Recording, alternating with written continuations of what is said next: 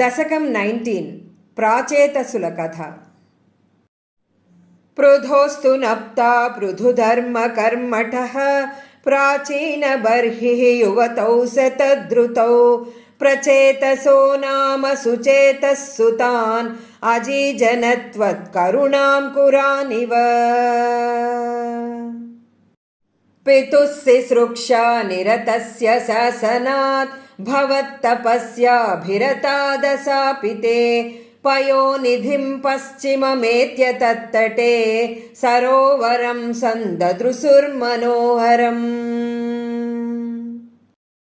तदा भवत्तीर्थमिदं समागतो भवो भवेत्सवकदर्शनादृतः प्रकाशमासाद्य पुरप्रचेतसाम् उपादिशद्भक्ततमस्तवस्तवम्।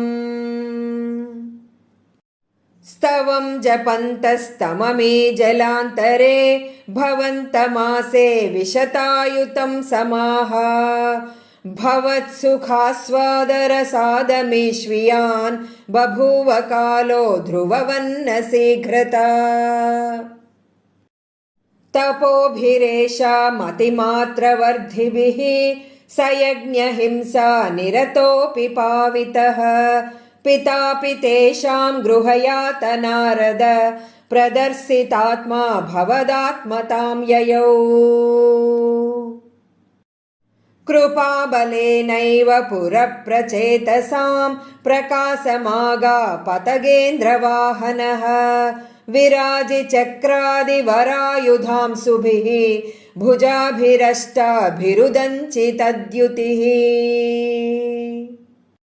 प्रचेतसां तावदयाचतामपि त्वमेव कारुण्यभराद्वरानदाः भवद्विचिन्तापि शिवाय देहिनां भवत्वसौ रुद्रनुतिश्च कामदा।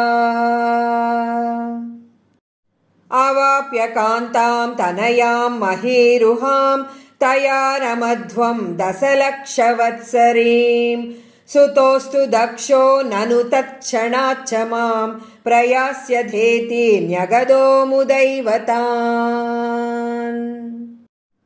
ततश्च ते भूतलरोधिनस्तरून् क्रुधादहन्तो द्रुहिणेन वारिताः द्रुमैश्च दत्तां तनयामवाप्यतां त्वदुक्तकालं सुखिनोभिरेमिरे।